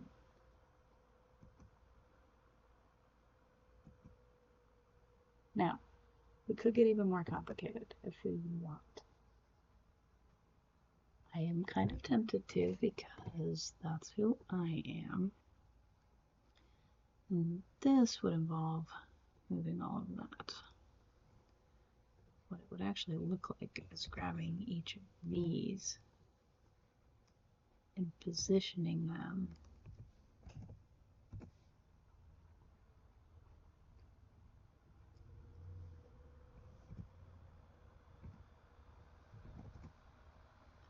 so that they all have these seams, basically. This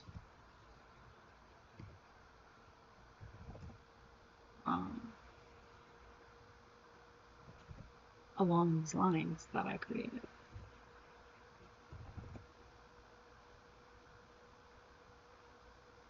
I just have to think about it the right way to create. I think it's just like, oops, all of these need to face one direction. and the other ones all need to face the other direction. And then it looks like it's created um, like kind of like a butterfly or that like I said that. See, look how pretty that is.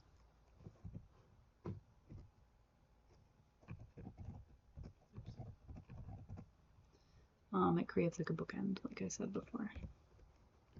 And my father, who is a woodworker, would be very proud of that because we gotta put the detail in there, and that's what matters. Detail, I mean, devils in the details, you know, like, will this matter hugely by the time I'm done? Do I care?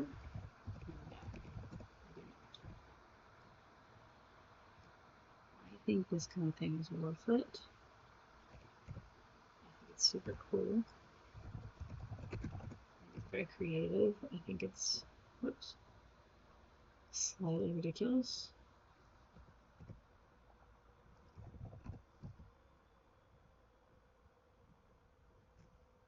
And if you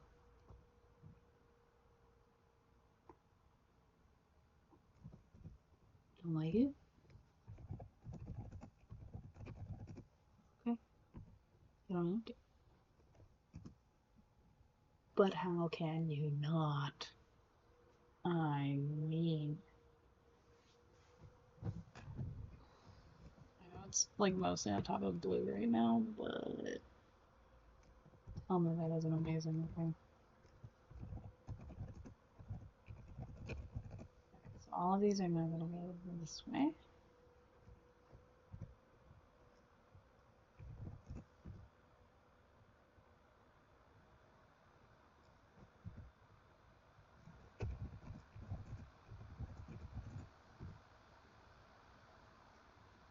This isn't the kind of corn. I don't know what it is. This is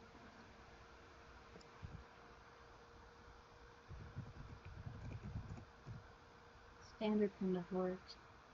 Me. And I love it. So it brings me happiness. All the better.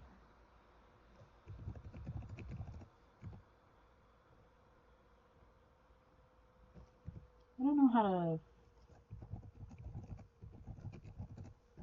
make sure this, you know, finds the right people. Like, I know there are people out there who would enjoy this level of detail, this level of like interest, you know. I don't know find that. And like, it's not for everybody, and that's okay. It doesn't have to be for everybody. I don't need it to be for everybody. But the people that would enjoy it, I do want to know where they are, you know? Like, if this is the kind of zen, like, post work, you know. Gosh, that's beautiful. I really like that. Kind of stuff that you enjoy, well, get in here. Now, whoops, that's not what I want to do. I think what I can do at this point is just bring this down here to like capture some of the wood grain, and then do the same over here. And down here. So that. There you go. That's what I'm talking about. That's what we want to see. That's a beautiful table. I think that's really pretty, actually. Full detail. Bottom of it is all kind of messed up. That doesn't matter. It's just gonna be Wood grain, we're not doing that little detail on the bottom. Like somebody put time and effort into that table. And then covered it up with a ridiculous looking tip on it because that's what you do. Question mark? That's a 70s table right there. Look at that bag. It's obnoxious, it's craft made, it's overly like loud and busy. It's not quite clashing patterns, but like clashing concepts. It's not a fear of color or patterns or liveliness. It's just excitement about expression. And I'm here for it. And I really love that about that particular era of interior design. Yeah, I dig that. And I hope anybody who eventually plays my game appreciates the level of detail that went into it. I think they will. Like I was saying before, I think game makers just in general like I have to believe that that's true. Otherwise, like, why go into game making at all anyway? That's a great looking shirt. Like you wouldn't, right? Like you just wouldn't go into game making if you didn't care, you know, about the kind of I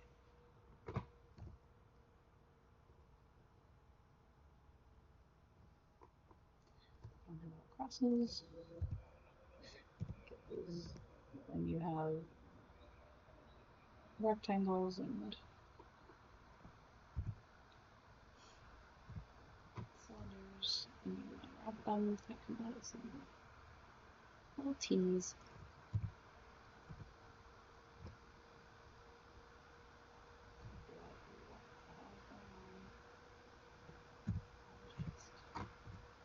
Standard 3D shapes. Right? And then you're in like, I don't know, first grade, maybe second grade, third grade.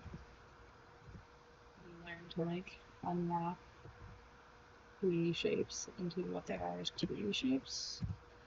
I remember that. I have this super clear memory. In it was first or second grade. I had the same like, teachers and that. First and second grade, and like our math teacher. I can think of her name. I give myself a minute here. I can picture her perfectly and her room. But we like learned about like cubes and spheres and like cylinders and prisms and everything. Let's figure out the striping situation. This is gonna be tricky to put stripes in.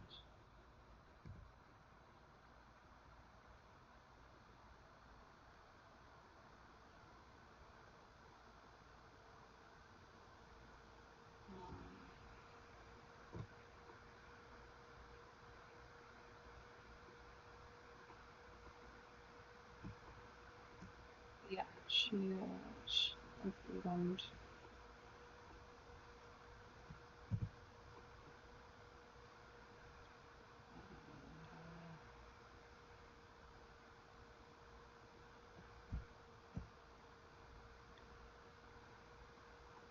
Prisms and things.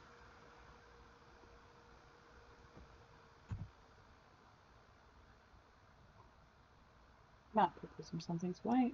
I can't form a thought right now. What am I doing? We learned how to deconstruct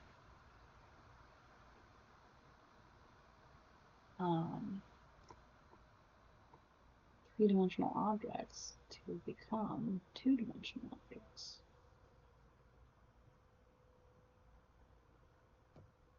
And it was really cool. And I don't know, it's still something I think about from time to time.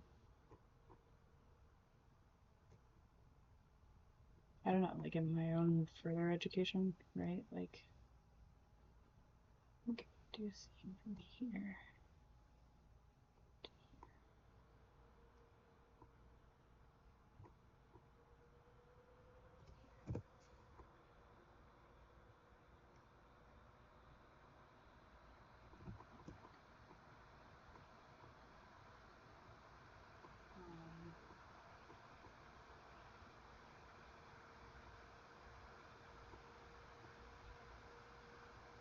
Yeah. I don't know. Do you have any like memories like that? Or like I feel like these are more educational memories, you know? Things that like, were just like pieces of who you were when you were a kid.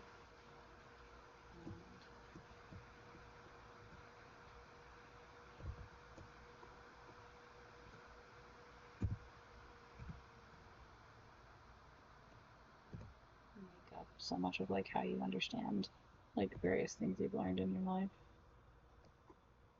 Um, I need to grab this one.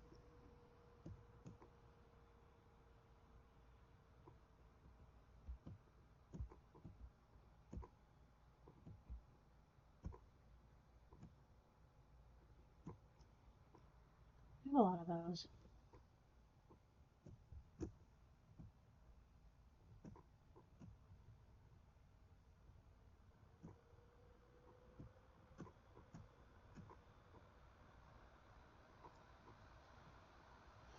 I think everybody does.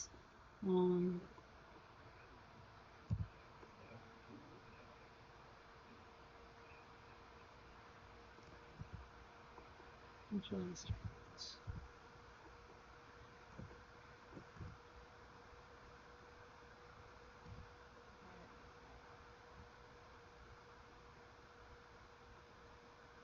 So if we can scratch this, flip this space this way.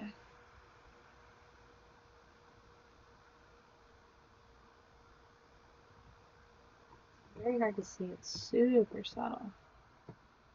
Which I mean, I kind of like what you saw on my table. I'm not gonna lie. What did this? What did I do wrong? No, no, no, no, no, no. Those should not be connected.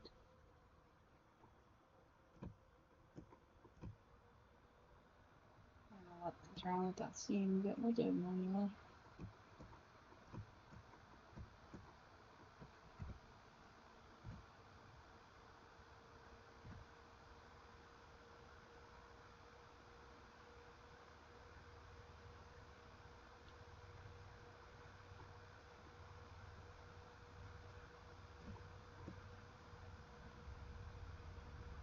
So, can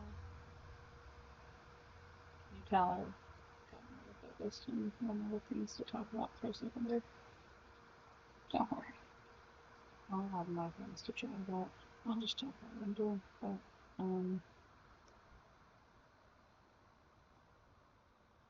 yeah, I think that's looking good. Let's grab this one. Let's unwrap this one. Shrink it a little bit more.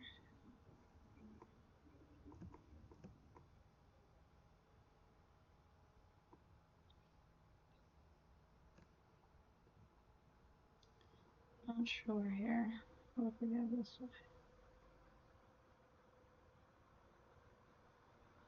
It's very, not. I don't know. It's kind of like a proven cushion, right? I have problems with putting seams on things. It seems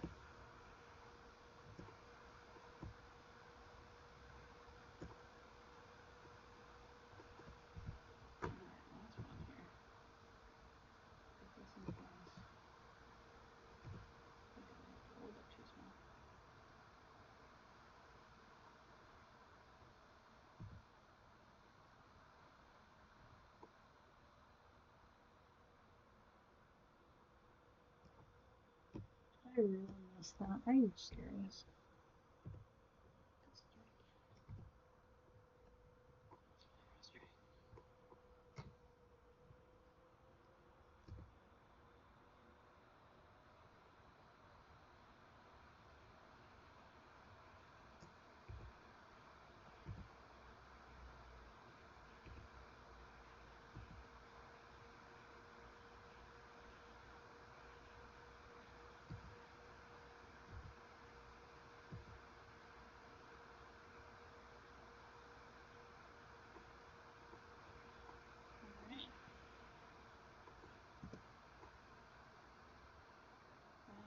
Saturday stripes. Is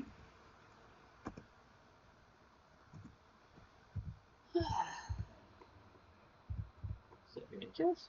Yes. Yes, it is.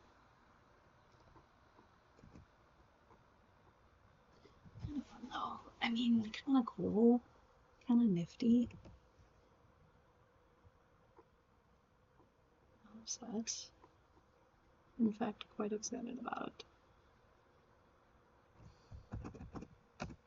Alright. Let's deal with this one. Should be the last one.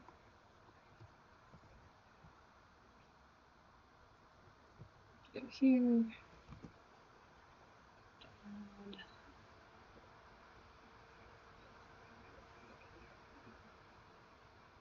Dining room palette. To open the dining room palette. There we go. I think we're just gonna leave this chair painted like that. What do you think? I think it's beautiful.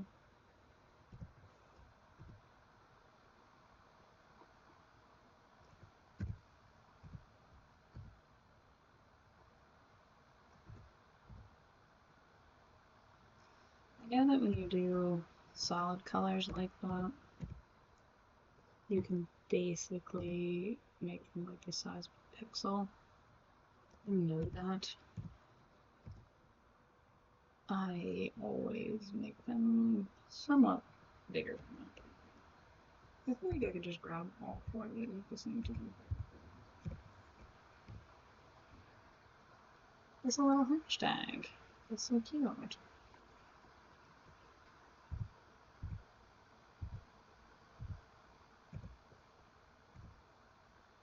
It's another little hashtag. We're just collecting little symbols down there. Blocky thing. Alright, let's do a good question. So what if, okay, I'm gonna do this one slightly differently. We are gonna bring it up there. And we are going to switch to this. All the way around. We're gonna mark that seam. And that's all that we're gonna do. I'm gonna grab all of this side, unwrap it. It's gonna be a mess.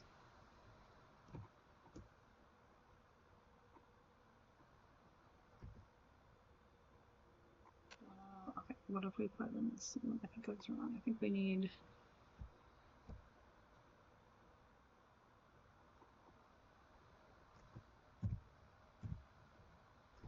It's like a slightly better shape.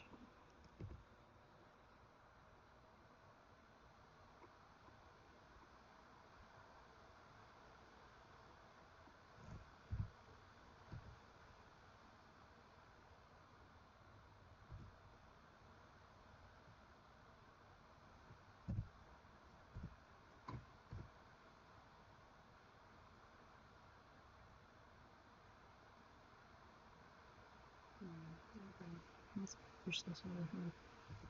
Just make the whole thing a little bit bigger.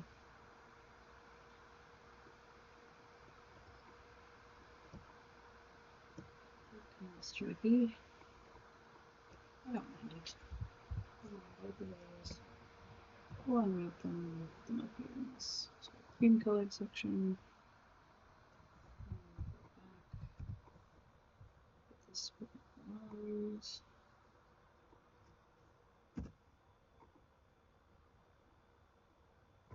It's there. It's Go back to modeling.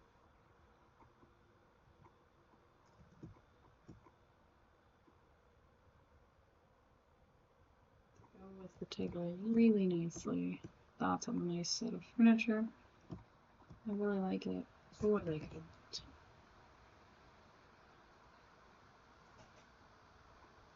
Alright.